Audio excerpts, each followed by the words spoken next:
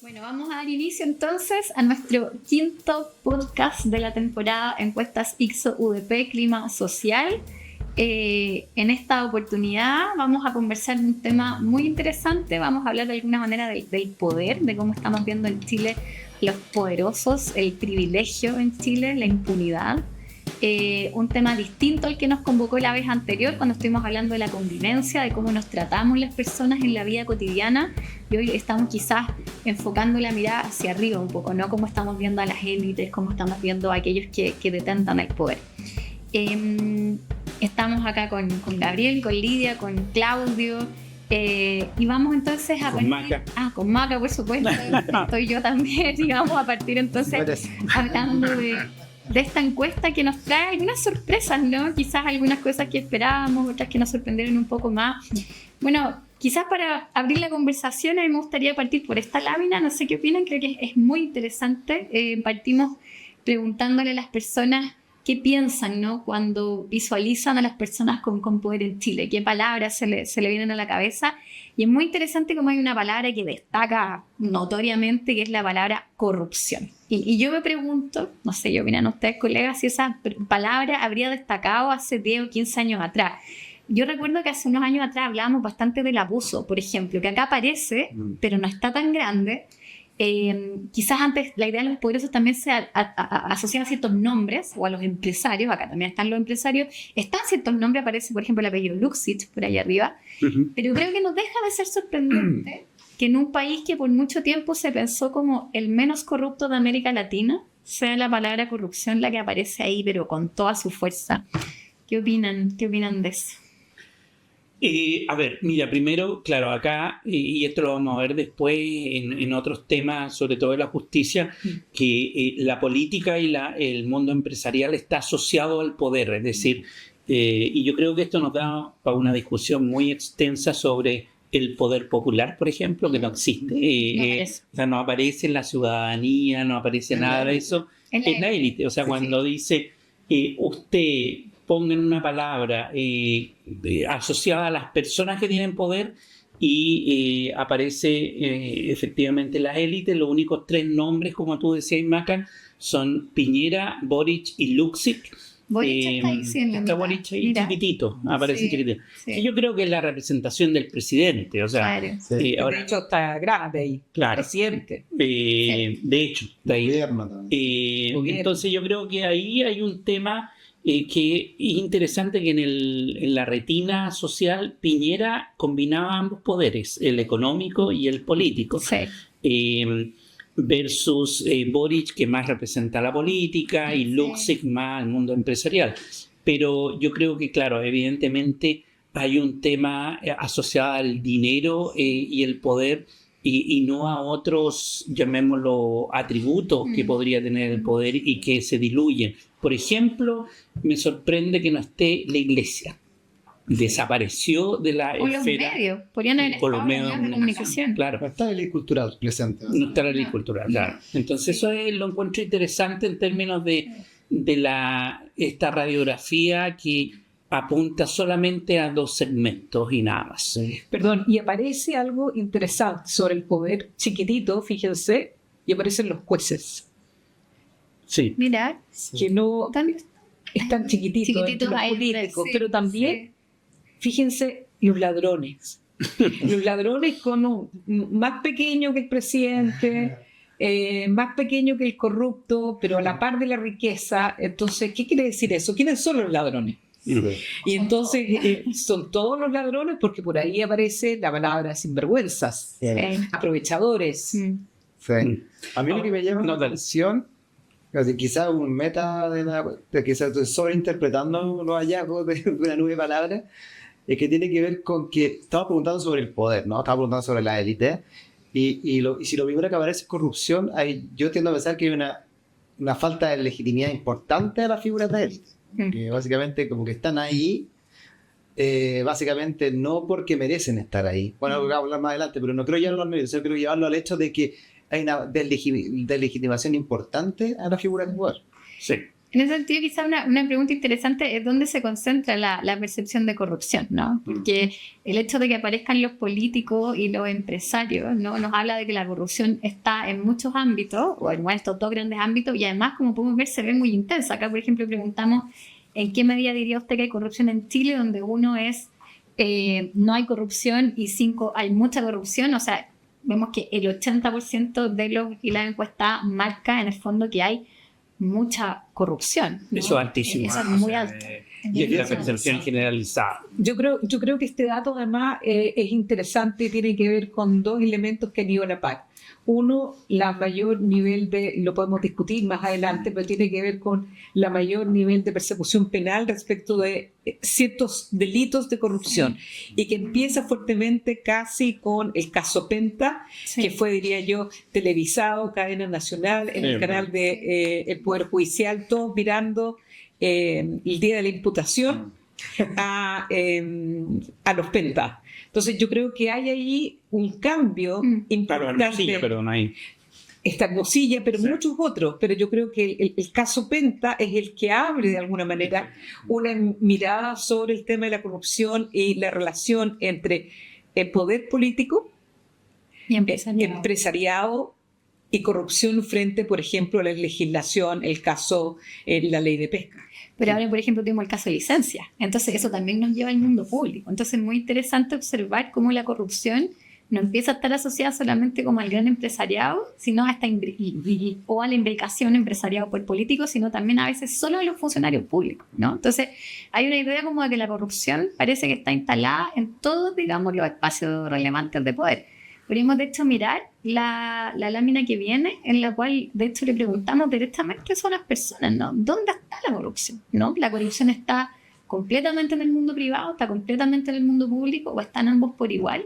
Y a mí la respuesta me parece bien elocuente. A ver, ¿qué podemos comentar de eso, no? En todos lados. Yo creo que esto impacta mucho la situación reciente del ejército y el narcotráfico, la situación de la Fuerza Aérea, de tráfico de droga, o sea, que en aviones anden traficando droga, y las situaciones ya conocidas de Carabineros, que fue un impacto muy fuerte en el 2018 al 2020, casos fundaciones. O sea, uno empieza a ver el derrame y como que se esparce en distintas esferas, y eso yo creo que marca muy profundamente a esta sensación de que está en todas partes. El punto es que de alguna manera también tiene sentido esa respuesta en ambos por igual, porque yo diría que para que haya corrupción tiene que haber en muchos casos la intervención entre el mundo público y privado. Claro.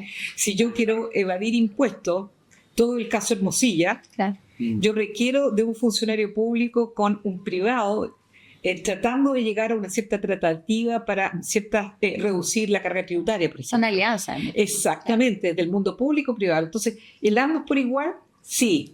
Y claro, las licencias en el espacio público aparece porque tenemos la figura de la Contralora mirando los temas de la mala utilización de las licencias. Pero yo creo que hay que recordar que en el espacio privado, ¿quién ordena? Hay una diputada que en su condición de doctora emitía licencias falsas. Tremendo. Que es tremendo. Entonces, ella está ahí. Licencia, claro. Ella está ahí, digamos. No en el caso hoy día de la Contraloría, pero su origen con un reportaje televisivo, ella vendiendo licencias. Exacto. Ahora uno podría pensar, dado lo que estamos hablando de cómo se han ido televisando estos casos, bueno, estos casos se han televisado porque también la justicia ha reaccionado, entonces uno podría pensar, bueno, a lo mejor la justicia está siendo percibida como muy eficiente y efectivamente está, digamos, como persiguiendo a los poderes. ¿Qué está pasando, ¿no? con la justicia? Esta encuesta también nos muestra, ¿no? algunas percepciones que tenemos sobre cómo la capacidad de la justicia para sancionar. Bueno, yo creo que aquí hay una cuestión súper importante. Primero, en general, siempre se ha dicho que la justicia, voy a decirlo, a veces poco justa con el pobre. La justicia va detrás de la criminalidad de pobre. El pequeño delito, la venta en la calle, quizá el microtráfico, cuando la persona conduce bajo la influencia del alcohol. Sin embargo, en los grandes casos que afectan a toda la población, como la colusión, la que conocimos, la del confort, la de los pollos, etc., aparece la gente diciendo, en realidad, los grandes empresarios no pagan. Claro, quizás explicar un poco la pregunta, que acá es ¿cuán probable cree usted que la justicia sanciona efectivamente a los responsables? Entonces, en amarillo están los muy probables, entonces es muy probable que se sancione a conducir bajo la influencia del alcohol, 58%, versus el uso de influencia de pituto para obtener beneficios de individuos, muy probable que pase...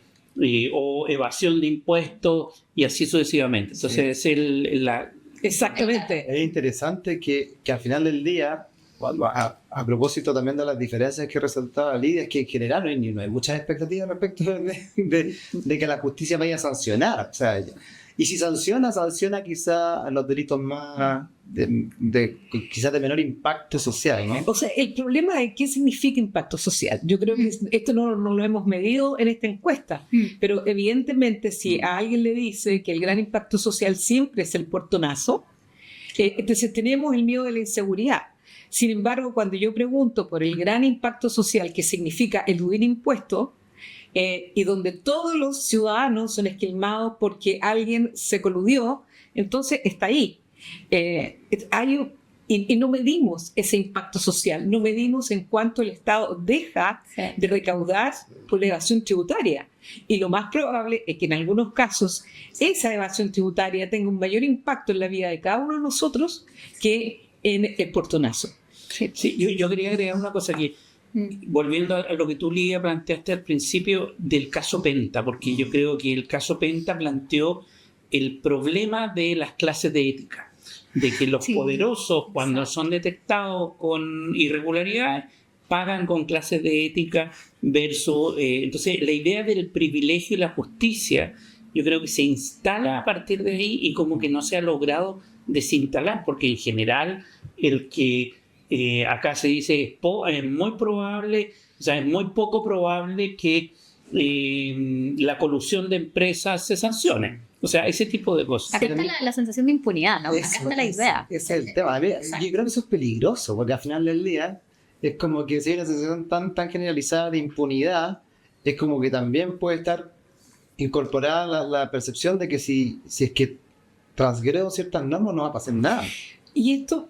voy a decirlo porque estaba preguntado en otra parte de la encuesta, es si todos roban, ¿por qué yo no me voy a saltar el torniquete? Exacto. ¿Por qué yo no puedo evadir el pago del transporte público? Si todos son, volviendo a nuestra primera gran pregunta, si es que todos roban.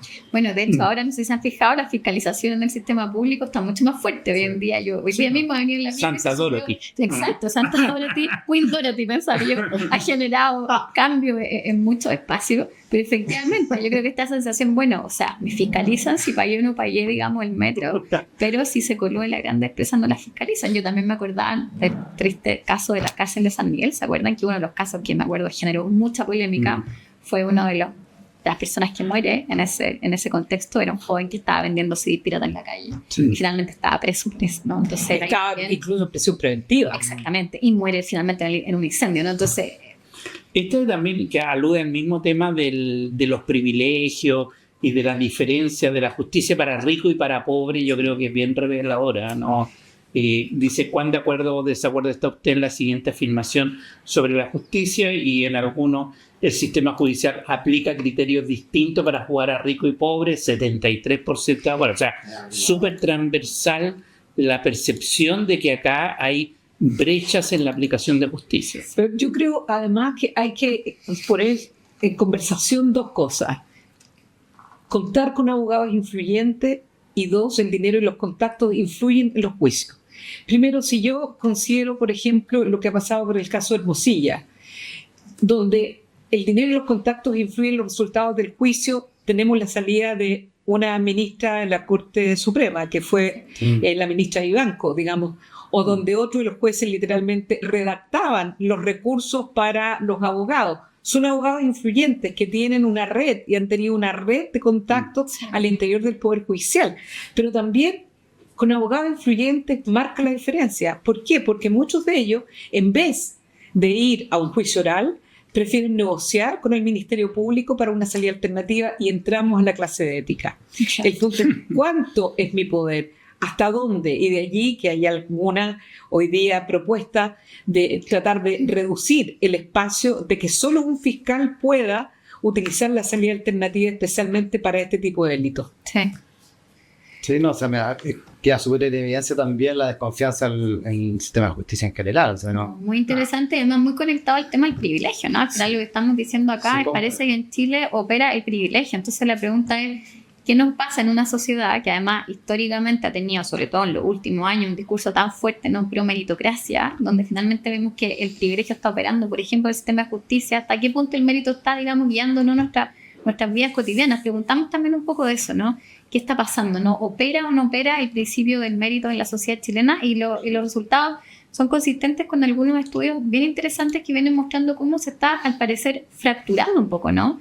Esta percepción de que el mérito es un principio que tiene, digamos, alguna capacidad o alguna realidad empírica en la sociedad chilena. Hay como una ambivalencia también, ¿no? Ahí, Gabriel, quizás nos puedes como comenzar. Sí, o sea, yo tiendo a pensar de que esta encuesta muestra un poco más la percepción de poca meritocracia en Chile que otras encuestas, como bien asertiva en eso, a las distintas formas en las que lo preguntamos, porque normalmente estábamos en presencia, o sea, normalmente eso es lo que sabemos a propósito de estudios e investigaciones, que en general las chilenas y chilenos creen un poco en el esfuerzo y creen en el talento como una vía para la movilidad social. O sea, como que algo que está bastante, ha estado, o al menos así lo ha demostrado usted, como bien presente, sobre todo en los sectores medios.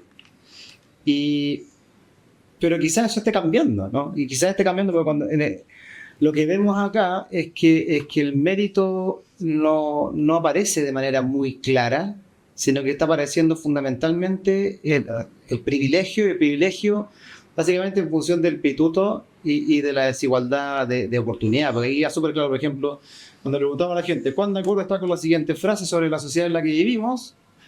Y lo primero que aparece, entonces todo lo que está más en amarillo, la suma de la respuesta de acuerdo, ya sea muy de acuerdo o de acuerdo en general, y un 82% dice que tener dinero o contactos pesa mucho más que el talento y la preparación. Y claramente hay una comparación entre qué es lo que pesa más, ¿no? Y eso habla mucho más de desigualdad de oportunidades, por ejemplo. Los rasgos físicos, ya esto es algo que uno podría como hacer hasta anecdótico, ¿no? Que influyen en cómo una persona es tratada, también como un privilegio. Como también te tratan, se dice en Chile, ¿no? Una frase claro. muy habitual. Aparece más explícitamente el tema de la desigualdad de oportunidades ahí, el lugar donde uno nace o vive condiciona más la oportunidad que el esfuerzo personal, nuevamente en contraposición al mérito, casi 70%. Las mujeres deben esforzarse más que los hombres, aquí hay un tema llama de desigualdad de género. En general los porcentajes son altísimos, son todos sobre los 60%, pero lo que llama la atención es que la educación aparezca al final con un porcentaje que dentro de todo no es minoritario. Es un 64% de la gente cree que la educación que uno recibe termina casi todo el futuro. Igual hay una creencia de que en función de la educación hay una vía de movilidad, hay una ventana para de alguna u otra manera reducir la brecha de origen. Pero ahí dice que la educación es relevante, pero al mismo tiempo que sigue siendo un privilegio. O sea, están las dos dimensiones. Lo interesante de esta pregunta es que es una antesala para lo que viene, que preguntamos después, ¿no? Y acá todo parece ser importante. Hay cosas más importantes que otras, pero en general la gente cree que el esfuerzo es importante, que los contactos son importantes, que la educación es importante, que la familia de origen es importante, que el aspecto físico es importante. Pero la pregunta es qué es lo más importante. Exacto. Y yo creo que eso es lo que viene después. Claro, la lámina 23, por ejemplo, es muy buena. Yo creo que acá queda muchísimo. Sí, exacto. ¿Por qué la educación aparece como al último, pero también aparece en esta cosa en primer lugar los contactos? Y tiene que ver con que creo que dependiendo, digamos, donde uno nació, en la cuna que uno tuvo, digamos, y especialmente de clases bajas, medias, tienes que estudiar para hacer otra cosa en la vida. Claro. El punto es que hoy día tenemos la masividad de estudiantes ingresando a la educación superior, pero eso no significa necesariamente el mejor empleo. Para el mejor empleo lo que yo necesito es el pituto, necesito el contacto, que me permita abrir a mi lugar de origen siguen siendo sectores populares, yo carezco de redes Es que me abran las oportunidades. Porque uno podría pensar que la educación quizás sigue siendo una ruta que, por ejemplo, garantiza la no pobreza, podríamos decir. O sea, garantiza que una persona a lo mejor pueda efectivamente conseguir algún tipo de empleo. El tema es que no necesariamente garantiza la movilidad social, que es la promesa de la meritocracia, ¿no? Y eso se observa muy bien acá en esta lámina, como bien decías tú, Gabriel. O sea, le preguntamos a la persona, ¿por qué una persona llega a ser rica en Chile, en el fondo? Y observamos que, claro, lo más importante es que provenga una familia con recursos. Sí. Luego, los contactos. Y en tercer lugar aparece el esfuerzo. O sea, el esfuerzo puede ser, pero no es lo preponderante, ¿no? Sí. Y yo creo que lo interesante también acá es que la gente es bien asertiva respecto a los estudios que tenemos al respecto. Sí. Porque hay dos cosas que sabemos bien en Chile. Los contactos importan para la movilidad social, para todos los grupos. En general, la gente usa contactos para encontrar un trabajo o un mejor trabajo. Pero cuando uno empieza a mirar eso por origen social, lo que vemos es que aun cuando para todos los grupos o todas las clases importan los contactos para tener un mejor empleo, eso importa muchísimo más, o la diferencia es mucho más marcada en las personas de orígenes sociales más altos.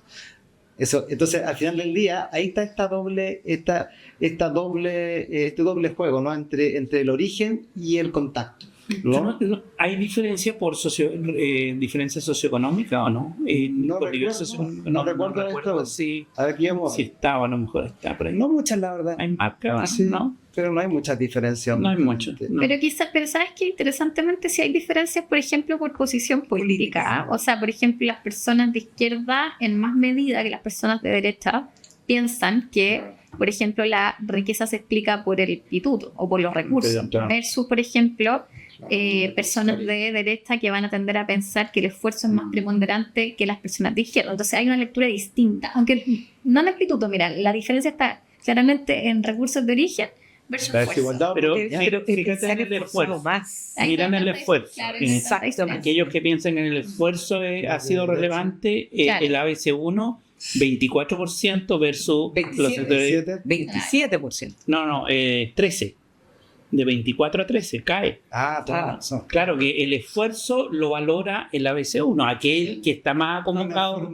Una forma de legitimar la posición. Hay una diferencia. Y para los que no lo conocen, Francisco Javier Errázuriz, digamos, el gran empresario. O sea, su esfuerzo de que su mamá le regaló unos pollitos, lo hizo un gran empresario. Claro. O sea, ahí está. Su espíritu emprendedor con sus 4 pollitos, que termina teniendo, digamos, una gran empresa avícola. O sea, y es como en el derecho tributario, alguien dice, sí, bueno, pero la gente fue visionaria al comprar acciones. Bueno, pero para poder comprar acciones, hay que primero tener dinero. Información, ¿no? Exacto. Igual sería interesante, me preguntaba si ha estado presente en el debate presidencial estos temas, digamos, la impunidad, los privilegios, el mérito, son temas que han estado rondando.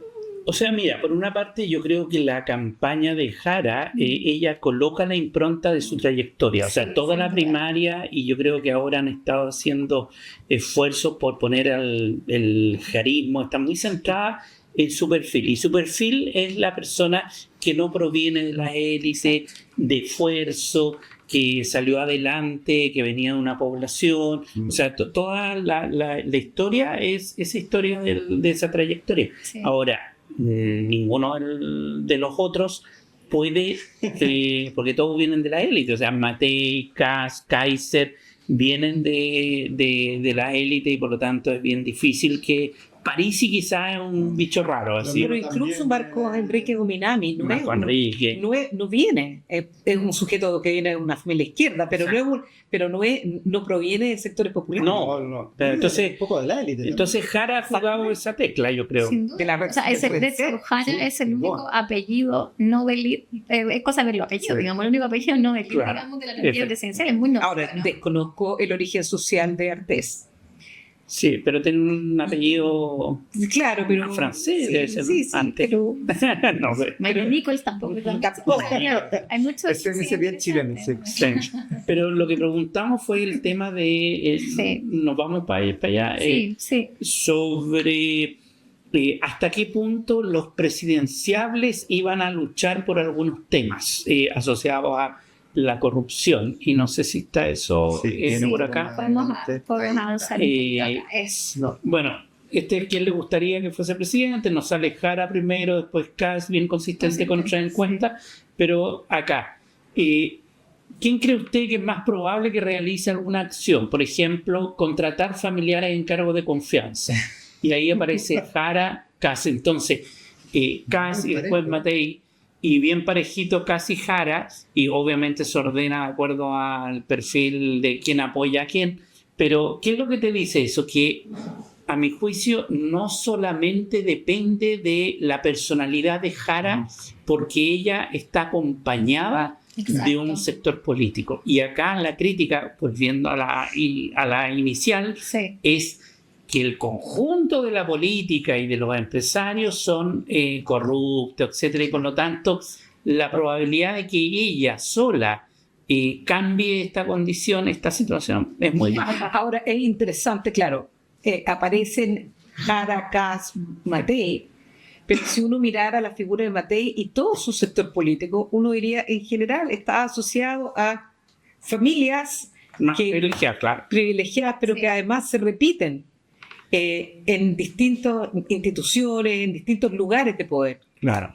Este es sobre utilizar recursos del Estado para favorecer a su sector político. De nuevo sale Jara y sale Kast, y por lo tanto la misma lógica, es decir, no es que Jara lo vaya a hacer, sino que el punto acá es que la percepción de que acá el sistema funciona así. Y esa es la crítica, yo creo, en el fondo. Esto es bien interesante porque acá les preguntamos como en el fondo quién va a ser implacable, ¿no?, en denunciar las irregularidades. Y por ejemplo, el no sé bastante alto, igual es interesante. Y acá, claro, efectivamente Kast aparece liderando, pero es un tercio de los encuestados quien piensa en el fondo que podría, ¿no?, ser implacable. Y acá se distribuyeron un poco más las respuestas. Yo creo que hay un poco más de duda, ¿no? Hay más duda. ¿A quién efectivamente podría ser tan puro, entre comillas, ¿no?, en esta visión de una élite que es bastante quizás corrupta en general? Pero ahí nuevamente el sector de Evelyn Matei y Chile Vamos aparece, yo diría, golpeado. Sí. Totalmente. Claro. Muy golpeado. Y ahí tiene que ver con esta relación política, empresarios, quién, cómo, y que ellos han sido, digamos, Chile Vamos ha sido dos veces gobierno. Sí. Bueno, muy interesante. Tenemos datos para seguir debatiendo, así que bueno, síganos en nuestra próxima encuesta que ya vendrá, pero por ahora estaremos discutiendo unos días sobre privilegios e impunidad en Chile. Y este podcast se llama Boleta o Factura. Factura.